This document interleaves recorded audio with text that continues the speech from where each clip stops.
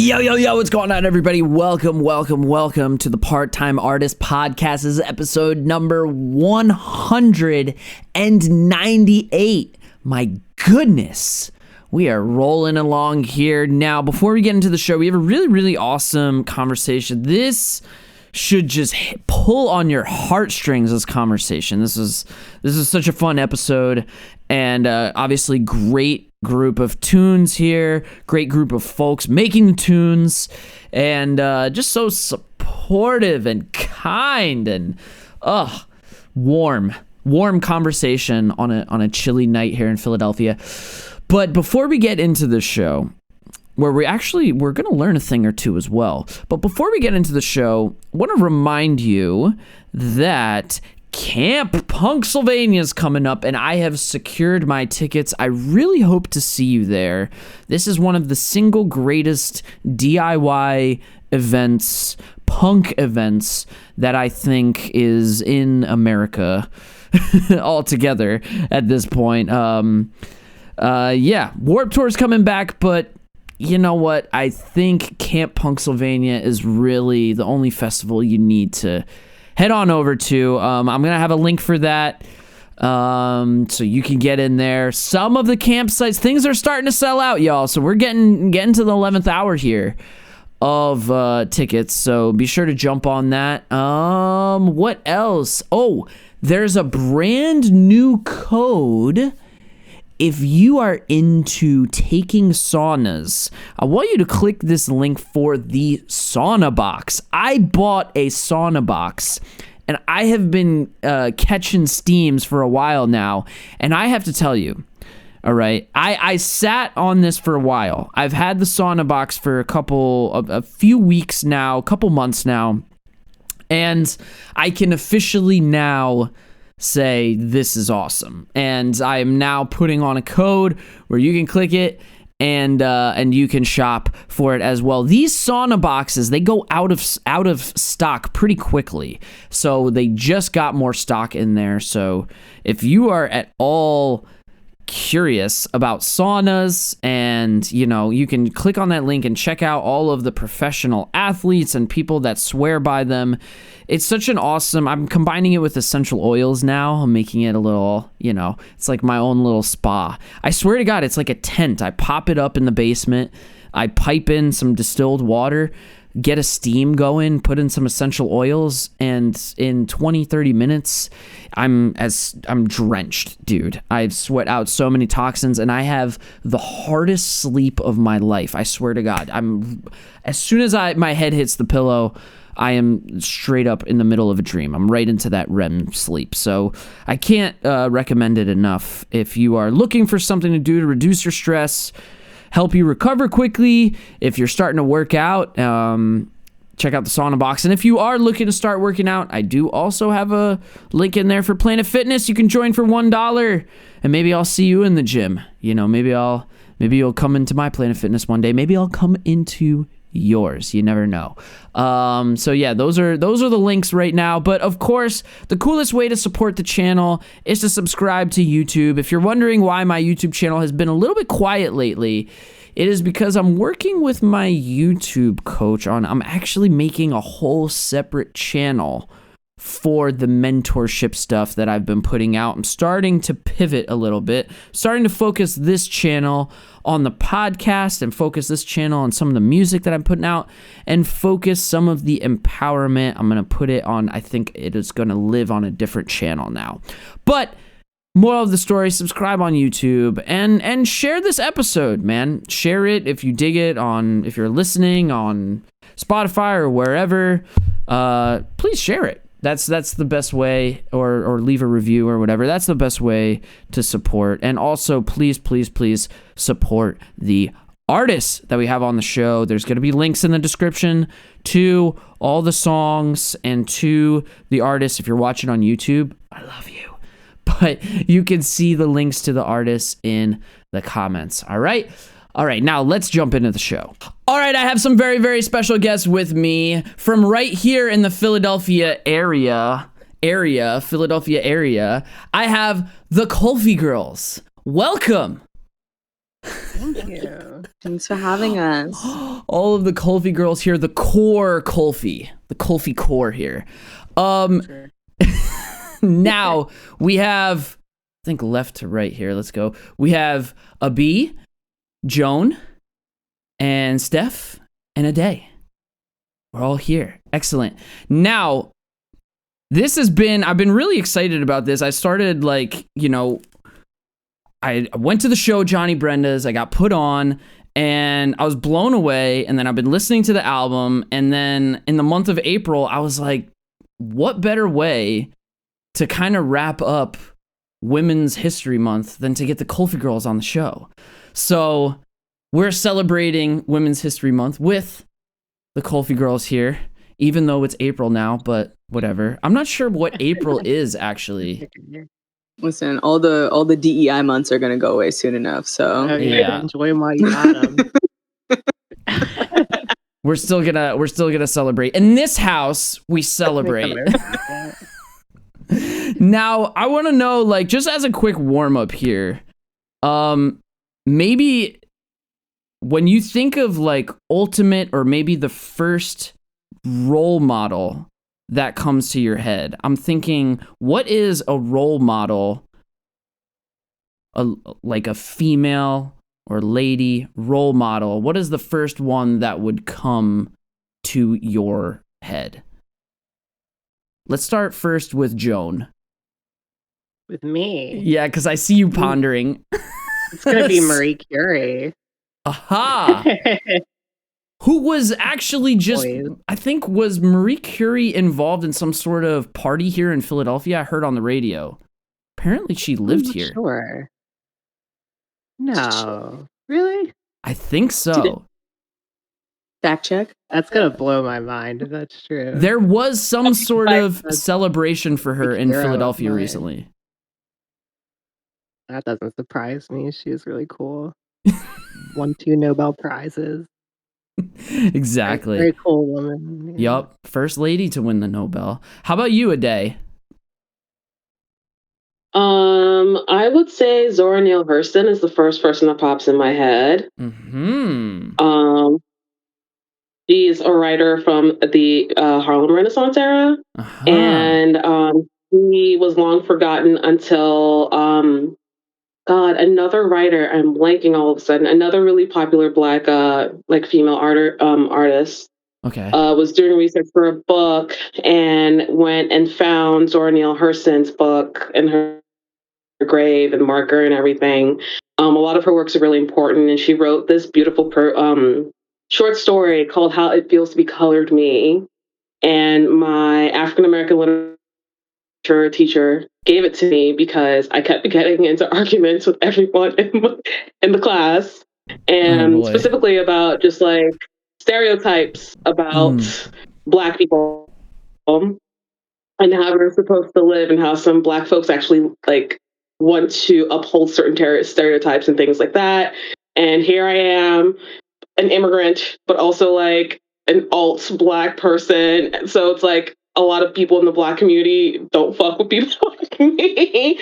And I'm like, hey, maybe we should be more open about, certain things. So it's like some things that basically are a topic that happens, and I think in a lot of like traditional immigrant cultures of like breaking apart from what you're quote unquote supposed to be as insert person of color, over here. And there's a lot of infighting when it comes to that, because a lot of people, anyways, it's a whole thing. So, but she wrote this thing called How to Be Colored Me, and How It Feels to Be Colored Me. And it's basically like a really sassy ass poem about like, you can't fuck with me. I'm the shit. You must be upset that you cannot be me. Like, she's like, it was very like beautiful.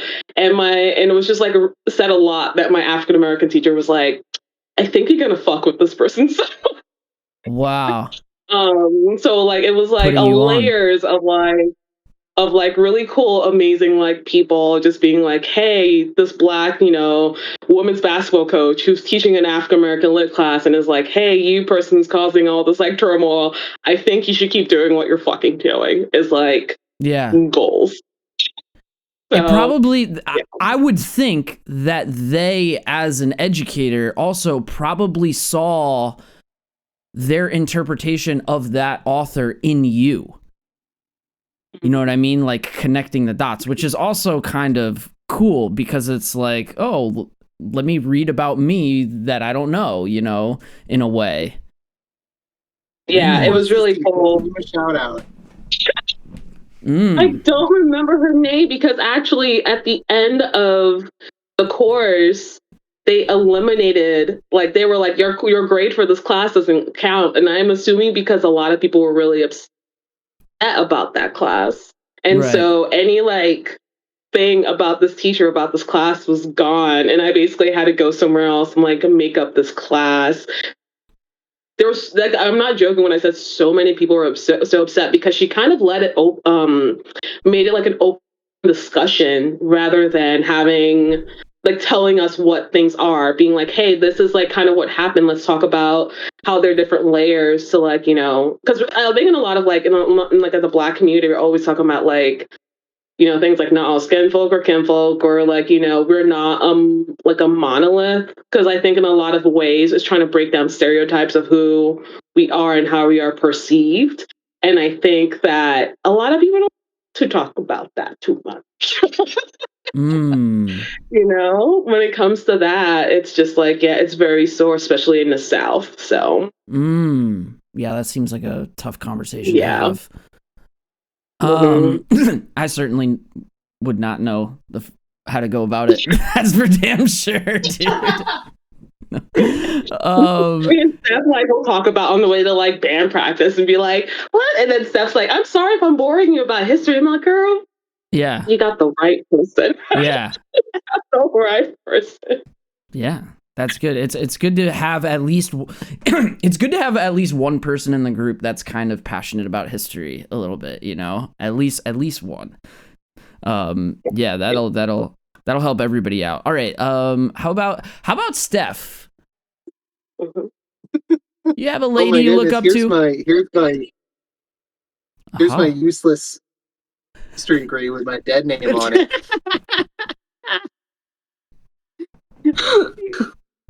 God, that's so funny. So I care about history enough to be deeply in debt for a piece of paper that says that I care about history. This is an amazingly difficult question for me. I'm just going to go with an obvious answer. How about Marsha P. Johnson throwing a brick at a cop? That's a great role model. That's a good one.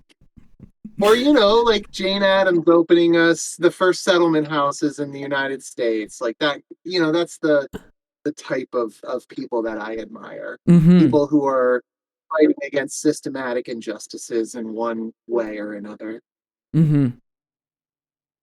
Yeah, there's always been women at the forefront of that, for sure. At least in America. All right, last but not least. How about you, Abhi? Name 100 women, Abhi, go.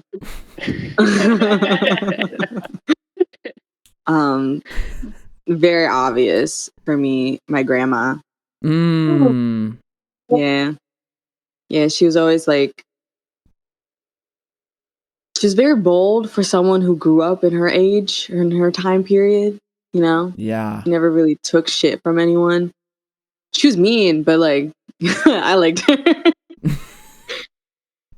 No, and she was a musician too, so it's like she always like fostered that within me, and she made me confident. She gave me a lot of confidence. She blazed a trail.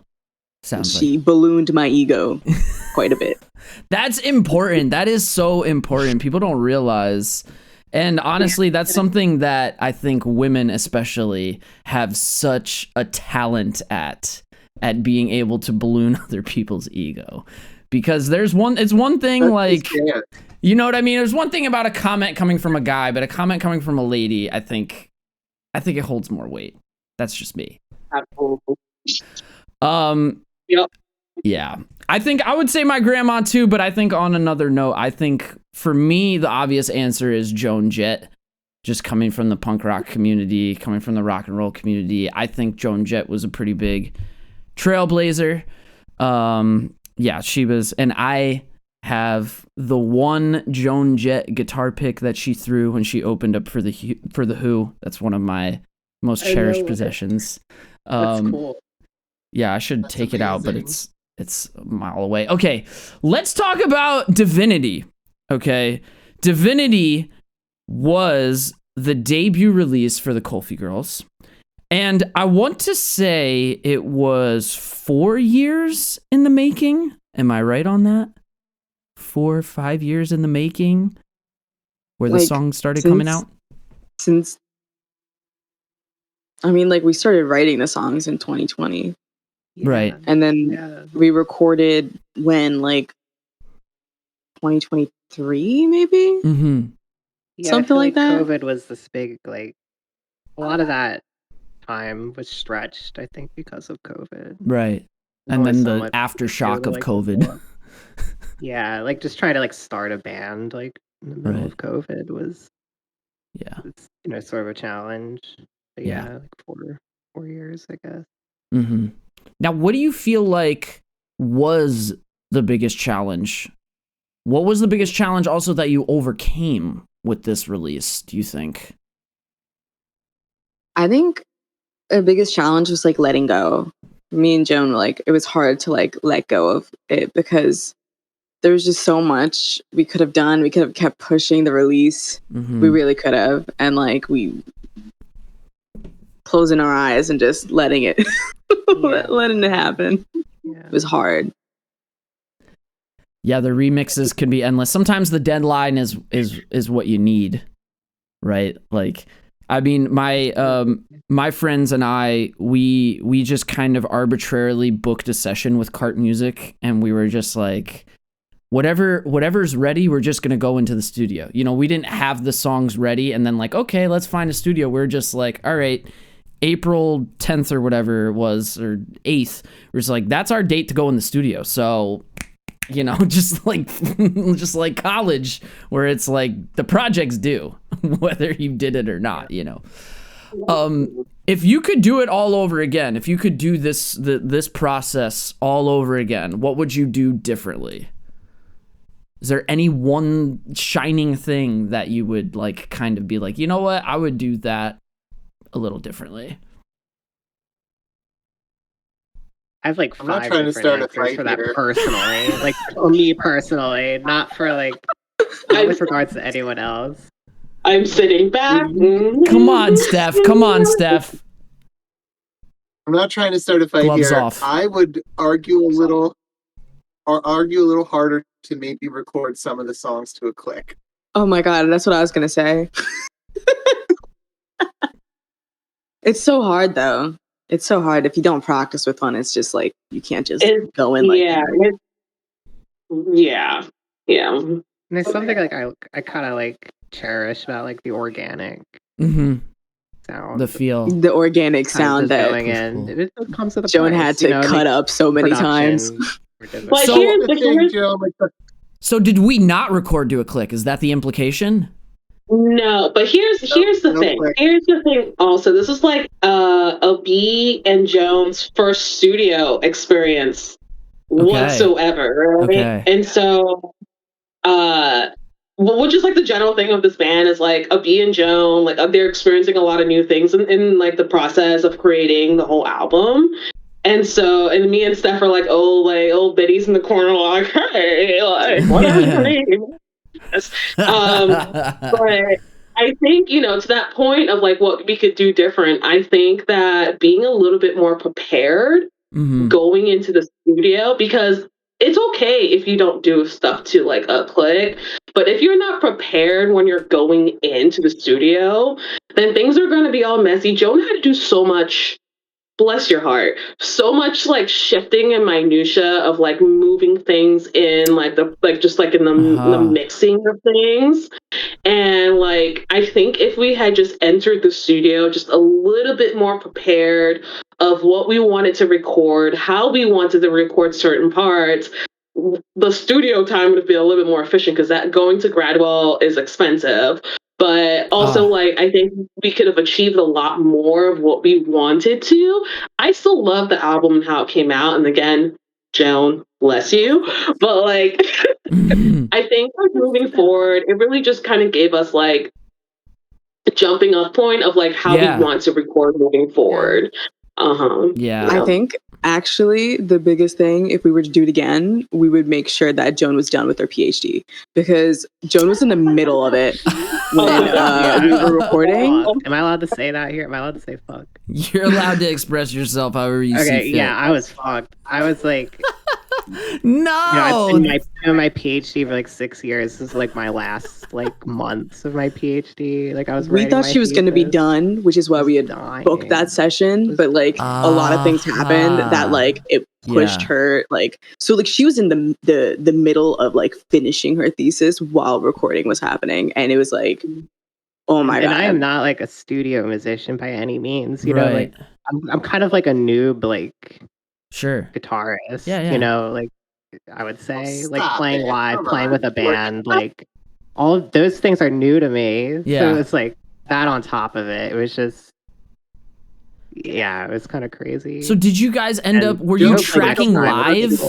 If it was no click, did you guys all play together and that's how we did it? And then we kind of sent overdubs on the top?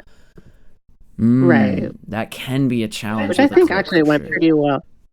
Totally, yeah. I made it a little dicey, but I think it worked out in the end. Like when I love the album, like I listened to it, and it's like I genuinely like listening to it, which is crazy because I spent so much time listening to it. Yeah. You know, how do I not hate it at this point? But I love it still. I love it. Like I get goosebumps when I hear certain songs, and like.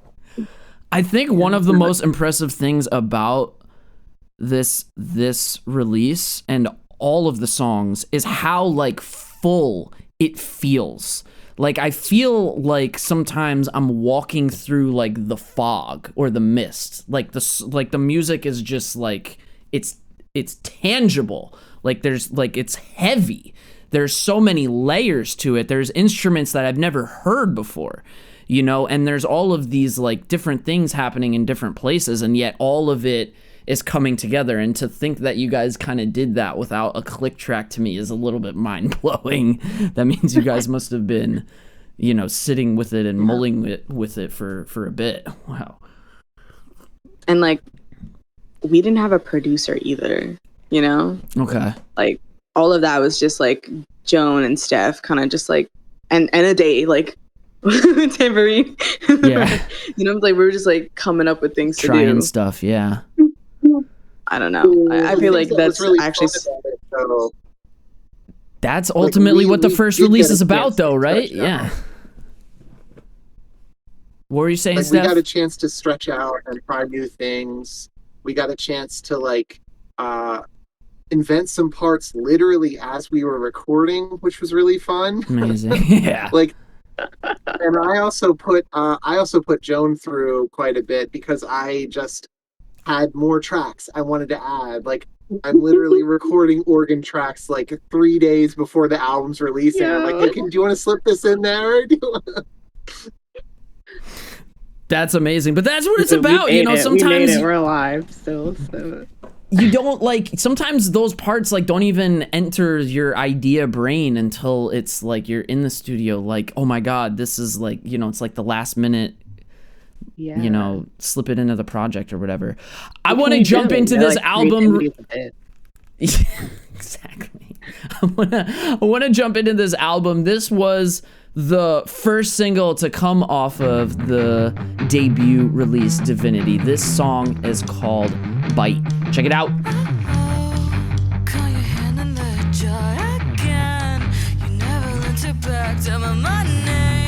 Stuck to the roof of your mouth. So now I gotta cut your tongue out. And Mom told me I had to be the bigger girl. This chai's so spicy, I can't help but savor it. Mom told me I had to be the bigger girl. So don't cry, you're crying when I bite back. And when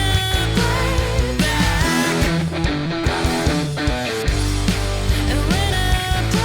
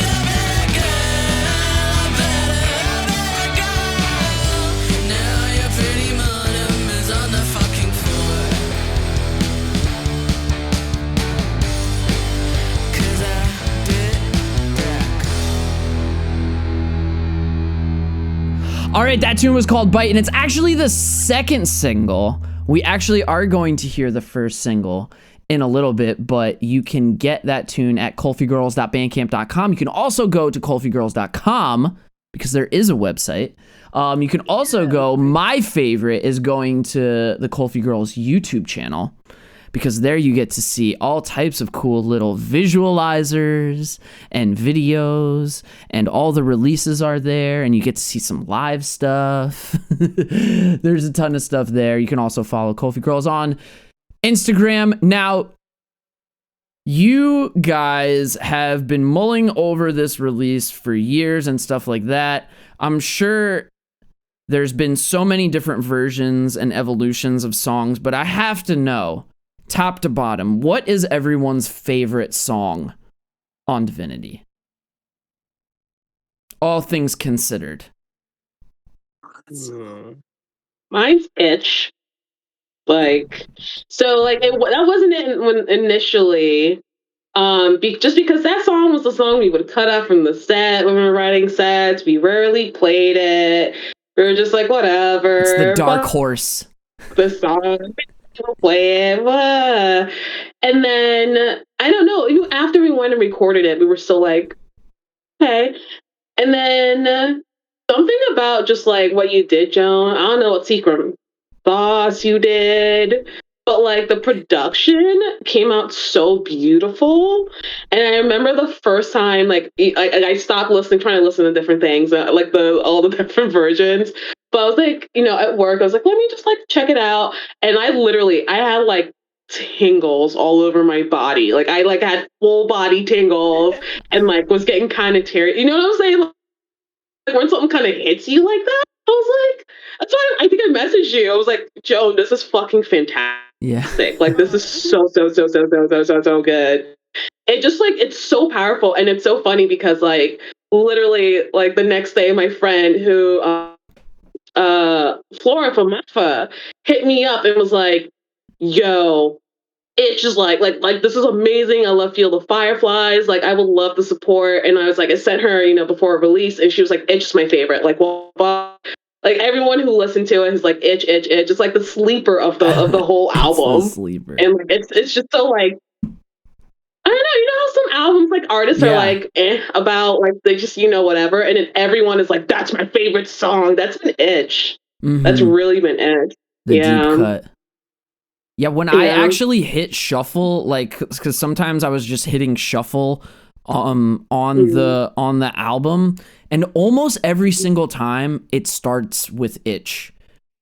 For whatever reason, almost every single time it starts with Itch, and it brings a whole new like context to the record when that's the starting song. Honestly, it's interesting. Itch was the like first song Joan and I like wrote to. Like I wrote the beginning of Itch acoustically, and then Joan and I weren't dating, and I had shown it to you, and we kind of like were just like riffing off of like what could come next after that. And that was like the first song like we like co-wrote together. Like you brought that on like what was like essentially a date. Like we came to my house, like and we were like writing. We're just like in a jam, and she's like, I'm working on this song, and that's Itch. That was like. This one has a long history. Who would have thought that it was the thing that actually bridged the gap here? Huh. Does that make it your favorite song too then? Or what? No. I think for it's just my depression song. It's just my depression song. That's like, like that's what I wrote when I was like deep in COVID. Like, like that was deep in COVID, like just I don't even know. Like I had a different sleep schedule than my entire family because I didn't want to hang out with them. So that's a good way to do it. I'm gonna work nights. Yeah, that's a good way to do it. Dang. What about you, Joan? I feel like I judge myself a little too harshly on that one because I was like basically a different person. Like when we wrote that, like in terms of like as a musician, like I was really new. So that's, like some like my earliest like work, I guess. So wow. The way I view it is like, like I criticize myself harshly on that one. I've come to love it more and more, like as I listen to it. No, I agree. Like I love the second verse on that song. But like what's your fave, Joan? What's your favorite song? My favorite song is it's gotta be the title track, Divinity. Yeah. That one, like I'm just like really proud of that one. Like I'm proud of all of us, like what we did, like brought for that song. But like I don't know. I guess like I would say like I kind of like took a lead like when it came to like writing for that one, and it's like my baby, right? That's how I see it, anyways. And it started out, it was codenamed Banana because that's just like my dumb ass. Like that was like the only way I could like conceptualize like the rhythm of the song. It was just like banana, banana, banana, banana, banana, banana, banana. Hilarious. And I was just like, it's just like, I'll be like, check this out. Like, and I was just like saying banana, banana, banana. And I'll be like, what the fuck are you saying? Like, what is this? System of a Down fans are all just like banana written over and over again. Like, yep. They're stupid, but that's no, we know any System of a Down fan knows exactly what you're talking about because they're all singing bananas in their head. How about you, Steph? Do you have a favorite song? Maybe favorite to play? Or yeah, I do. So when I joined KulfiGirls, one of the first songs I heard was Field of Fireflies, FOF. And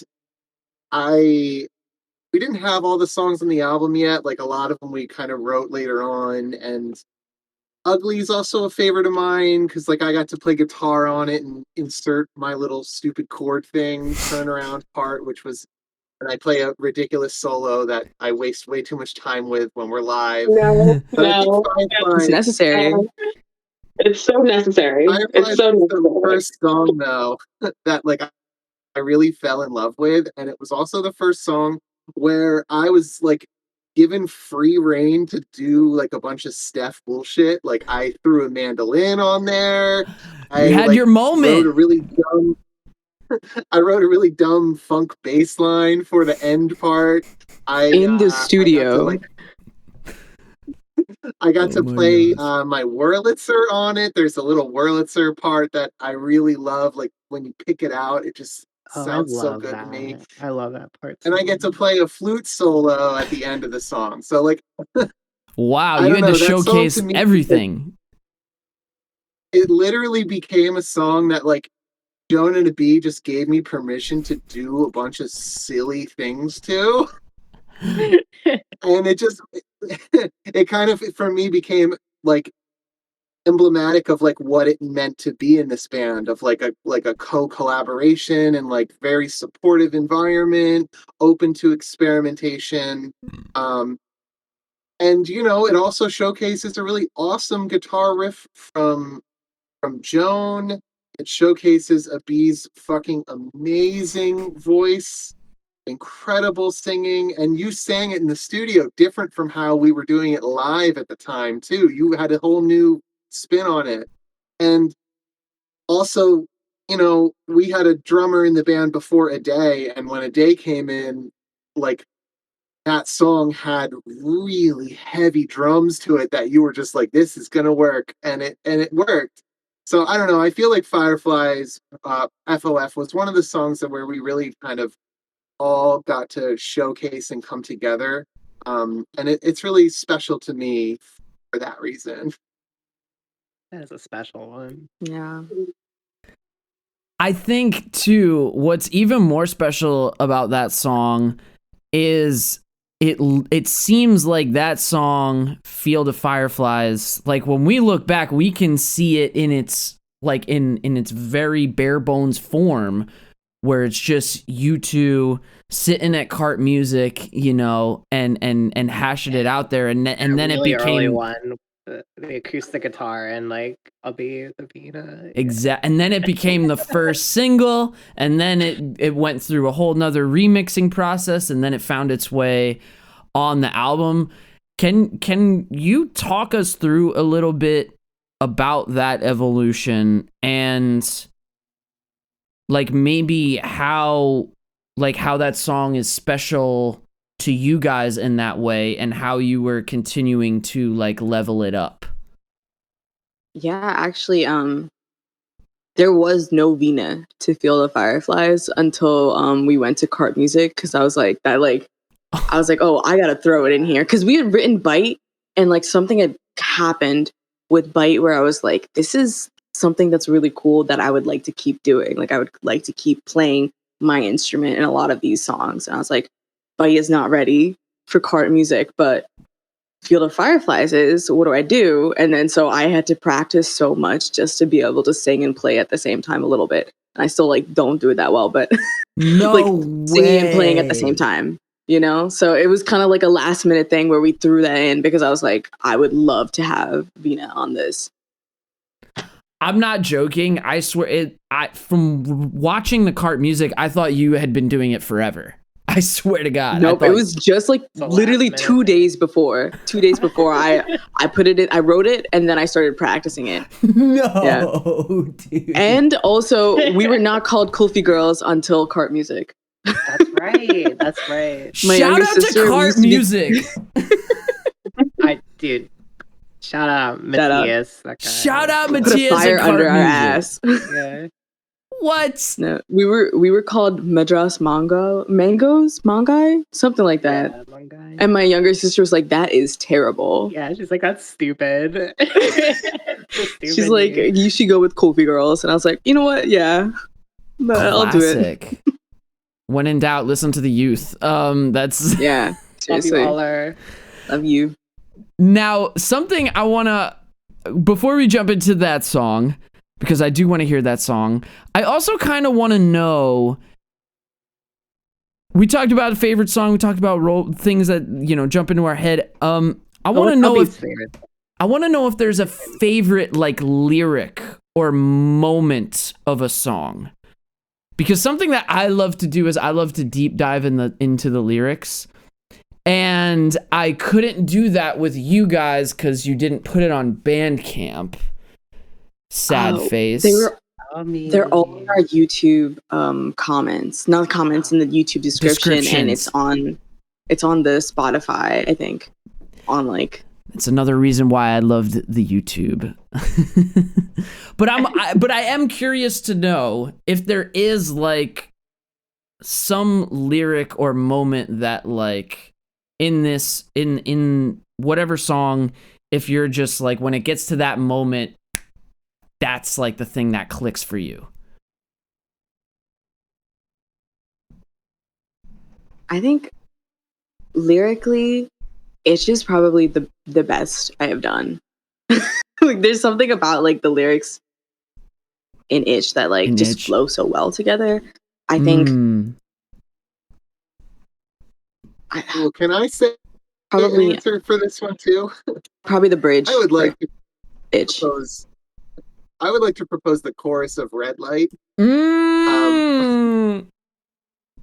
Because so that was the first time where I don't sing obviously on the record, and I try not to sing ever. But when we play that song live, I sing a little bit of background vocals, like harmony vocals. So I had to learn the lyrics, and it is so sweet. Like, it makes me melt for you and Joan every time I think of those lyrics. Yeah. Like, I love that chorus. I love you too.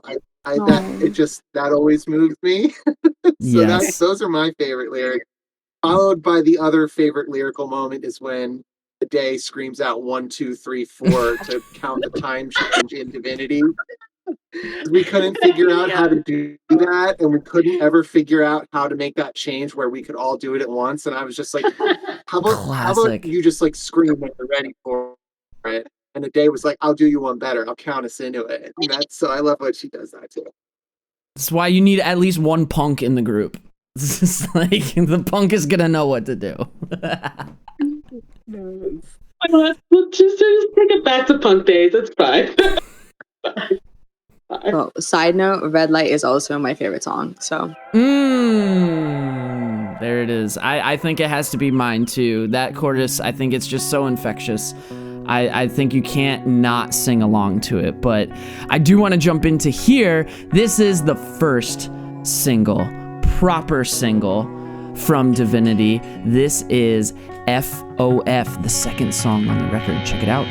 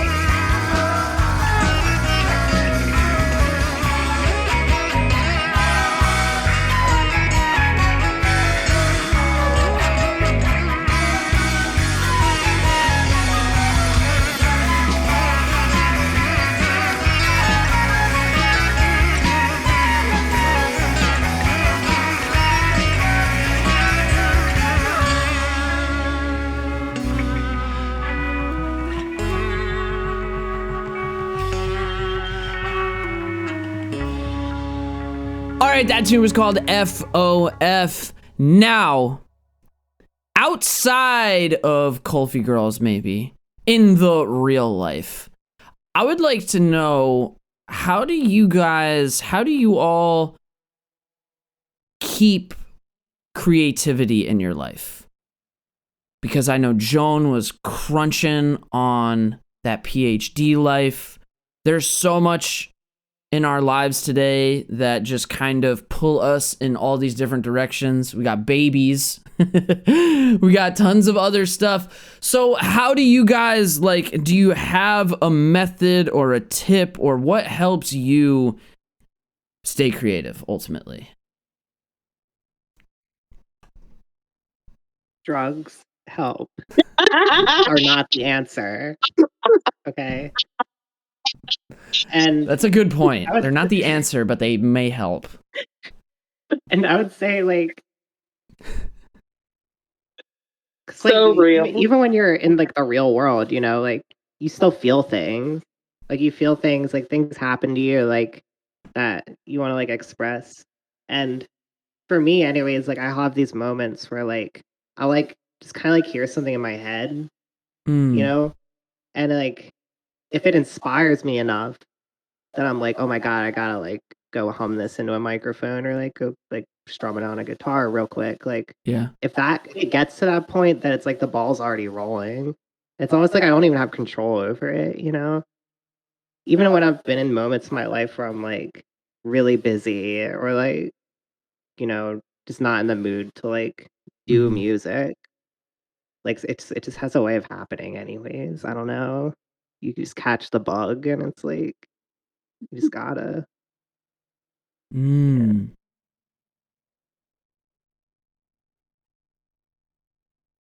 I always feel like I use Yeah.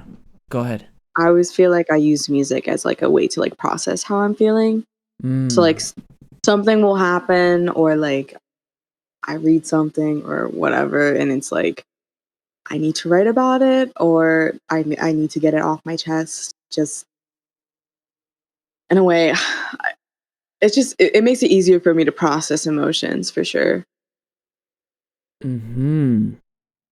Is that something that if it feels from both of your answers that sometimes the creativity is not necessarily, it's more of a reaction to something, or maybe a response to something that has happened, a response to something you read, or something, something that happened in everyday life. Sometimes life hands you something that you need to meet with creativity. Life pushes you out of the nest sometimes to put the guitar in your hand or something like that. Yeah, honestly, I feel like I go through droughts where I don't write for a really, really long time. Joan's always noodling, doing something, and then there'll be times where I'm okay, I'm ready. I have something to kind of say. I have something I want to kind of emote out or something, and that's when I will write something. How about you, Steph? You seem to have your hands in many different things. How do you stay creative in these times today? I mean, I think it's in your DNA, something about just needing to get your art out there, needing to find a way to express yourself. If I wasn't making music, I don't think I would be satisfied as a human being. And one other thing I'll say too is this band, being in this band, it is it's a collaborative process. It gives us all that dedicated space. It's so funny because I have a newish baby, and my partner is a painter. She's a visual artist, but she just goes down and paints. She doesn't have a set time in the calendar where she can do that. Whereas I have, a KulfiGirls rehearsal on the books every weekend, and I get to go for a few hours and just play music and do that kind of stuff. So music, if you're in a band, if you schedule it right, you just have an opportunity to, be artistic and make art collaboratively, and that's something that's so special about this band. So yeah, it's it's a mix between like being something that's in you inherently, you have to do it, and then just having a context where that can kind of come out. And you guys have that regimented, like every weekend or every week we are doing this practice. Sometimes we do. 60% of the time, it's every time. Yeah. Now, another question I want to ask is, you guys are relatively new, but not really new as a band. But do you think it's important for bands to have a mission? And do you have a mission as a band, do you think? There's a lot of programs and companies, they'll have like a mission statement, And do you think that's something that bands should have? Or is it something that you have? And what would your mission statement be?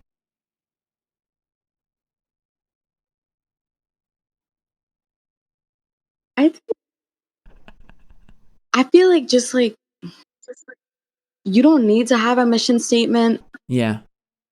Just want to write music and like have music be heard.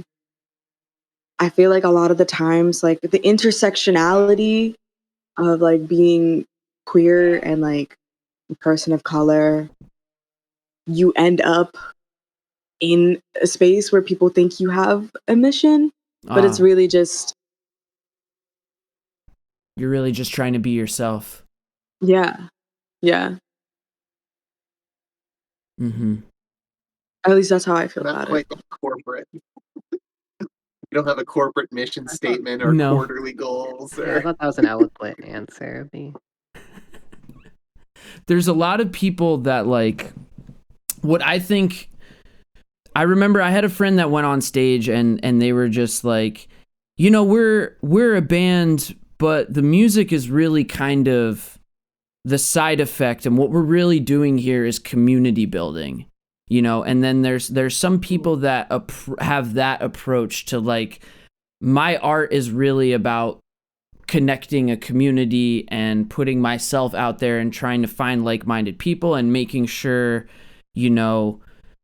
we're kind of fighting back against propaganda and like, all of these other things. And then there's also people out there that are like, I recorded something in my bedroom and now I want to play a gig. There's so many different avenues for music. And sometimes I feel like it's cool to like, ask or wonder where people's heads are on that spectrum sometimes. And sometimes some people are taking it in various different ways. Now, what is next for you guys? What do you feel like? Do you have the next step in mind? Is Cart Music already booked on the calendar? What is there like a next step for where you want the band to be, or do you guys just want to keep chugging along the way you're going about it right now?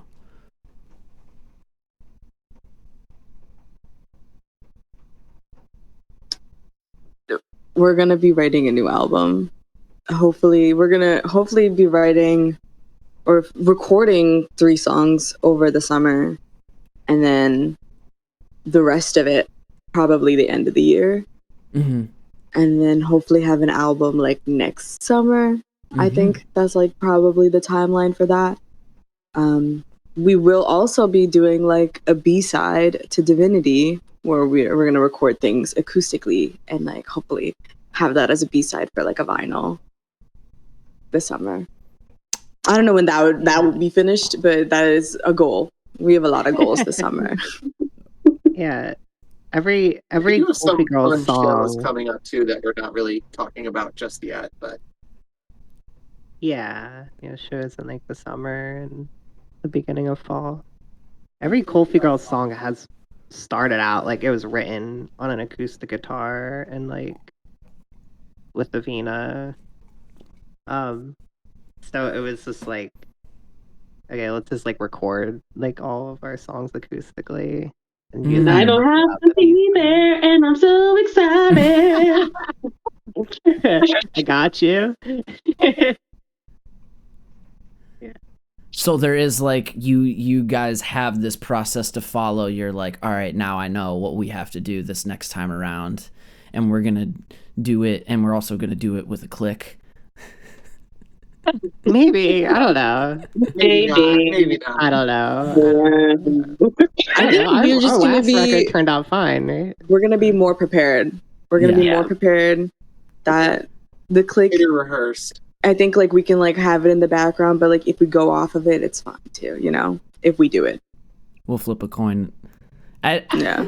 Worst comes to worst, we can always just have the drummer count, right? just start counting out. One of my favorite things of this band is just like really just like kind of like going with the flow. It's very chill. Mm-hmm. It's very like, all right, this didn't work. Let's troubleshoot something else, and like figuring different things out. And like, it doesn't feel combative. It doesn't, like Steph was saying a lot. It feels very collaborative. Yeah. It feels like there's a lot of love really put into caretaking for what is being created. And if anything, maybe that is like the unspoken mission statement, is like through a representation of like how we care for each other, how we create with each other, and what we're sharing with the world. You know, I don't think we have anything bigger than that. It's really just to make some really cool shit with some really cool dope people that we really care about, and hopefully people like it. So, and I really appreciate this band for like giving me a space to like chill. Just like actually feel very creative. So like Abi and Joan, awesome. Like and Steph, all three of y'all like really inspire me. So like it's always a really good and fun time to be like, oh, I wonder what we're gonna do at practice today. I wonder what like Abi and Joan are gonna bring, you know. So I'm really excited for like the next batch of songs. I think they're gonna be really fun, cool. Yeah, me too. That's amazing. Honestly, this feels like something that people 10 years into their band would say. It feels crazy that you guys have that level, because usually the first release with a band or the first album, usually, you know, sometimes there's like a Kurt Cobain person that's just like, all right, I wrote the songs and then I got everybody to come do their parts and then the first album is out, you know. But to have that level of collaborative nature, you know, right away, it feels like you guys are 10 years ahead of where most bands are starting. You know what I mean? I'm not like that. Like Joan and Abi brings such amazing stuff forward. Mm-hmm. You know, like that.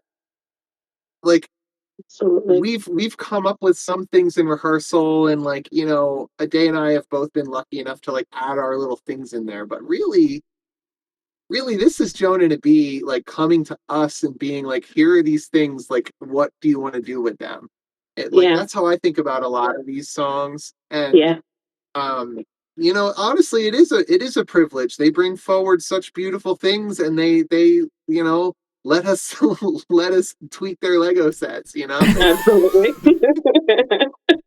I just trust you guys so much, because like I don't know how to play the bass. I don't know how to play the drums, you know, like I trust you guys, and I always like what you guys put forward, that like I know that you guys will always make whatever we bring up just special, you know?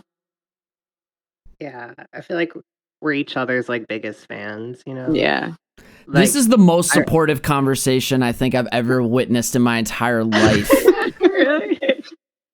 You know, and Ade and Steph are like light years more experience than Abi and I also. So like that, it gives us like a lot of confidence, I guess. Like we don't have to like try hard to like be confident in their ability. Like we just are. And like, they deliver. Yeah. And Abby is like, I always tell Abby like I'm such like a fan of like what she does, and biggest fan. There's not a single person. No, that was the reason. The reason Joan and I actually went. Oh my gosh! Sorry, Steph. I just talked entirely over you. Say that again, Steph. I'm sorry, I didn't catch it. No, there's not a single person I play this music for that hears us that isn't blown away by Abby's voice. Yeah, like it's such an amazing component to like really be at the forefront of these songs. It's your voice is gorgeous. It's so beautiful. Yeah. Yeah, a lot of this is like talent that just like needs to have the space to breathe. And it does feel chill, like it does feel like, because we're just kind of like, it's almost like a meditative exercise, like allowing ourselves to just for real kind of breathe life into the music. And then what, like I listen back afterwards and I'm like, oh my gosh, is this good? Is this okay? Like, and I get all worried about like, but that's just like, being human. Yeah. Yeah. But it's really apparent on stage. When you guys are on stage, like I said, it's like we're swimming in the sound, and even when we hear the record later on, it's just like there's so much sound that it feels like everyone, like you're spot on. It's just like this space of talent. It's talent space. Yeah, it reminds me a little bit of like it reminds me of Arcade Fire a little bit, in the way that like Arcade Fire has all these different, all the shit going on all the time. Like, let's put aside the problematic. Let's be very clear here. But the music of Arcade Fire, even sometimes Blonde Redhead, there's a lot of stuff going on in that kind of like vibe. It harkens back to that time, that type of music, in that time where there were a lot of alternative artists making, just like trying different things out, trying different like, just making noise in general and trying to blend it with like different aspects of like punk, of things like bands like Air, like how the ethereal things. And this is kind of what like this band reminds me of, which I feel so humbled and also just so flattered to just like thank you for letting me be in this space, because it's just like reminds me of that, and being in art school and like listening to like stuff like Air, stuff like Arcade Fire, stuff like all those like different genres, like even a little bit of Block Party, like things like that. There's like all like some like Metric. There's all these different types of bands that that KulfiGirls actually really reminds me of, and I think that's why a lot of people really fuck with us, because it does harken back to a time where people were doing things like even fucking like like there was girls, there was there's all these like different things going on. It's just like it reminds people of a time of just like fun and creativity back in like the aughts and things like that. And it's so fucking cool. And I always tell them, me and Steph always tell y'all like, it's really fucking cool. People don't know how to box you in. All those playlists are denying the submissions. Fuck them. Like, I think people are sometimes like, especially people who are trying to keep things so like corporate and fit in a box, like we don't fit in a box, and like that's absolutely okay. And I am so excited for all the different like, yes, write a metal song, yes, write a folk song, yes, write whatever, this is half this, half that.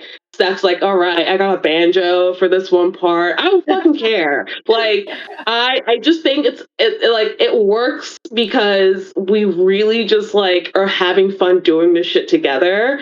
And that's why people really fuck with it, because it's fun, because it's creative, and it's still so technical and just so like, it's just, that good shit, So yeah, I don't know. This band's really fucking cool, and fuck it. I don't care if I'm in it. Fuck it. Yeah. But this band is really fucking cool, and I feel really proud to be in it. I think we all really do. Like, it's just like a lot of really cool shit happening. Yeah. For sure. And it's super, it's like, it's also the kind of music where it feels familiar, but it sounds very original. Like there's totally things that I've never, like I said, I've never heard things before. And at the same time, it feels like it doesn't feel like something that's like totally foreign to me. It feels like something, it's like, oh yeah, this is like rock music, but at the same time, it's not the rock. It's not the rock that you hear on the radio. It's not the rock that you've grown up with. Guys, I feel like Sorry, we had a very like hand-holding moment. I feel so elated. I feel like, I didn't get to do my therapy session this morning. It couldn't happen, and now I feel like I'm all good. Like I didn't even need it to begin with. Therapist bailed on me, but here I am. I could just we'll give you our Venmo after. Yeah, my billable hours are, I do take Blue Cross. All right, you're gonna have to take my Medicaid.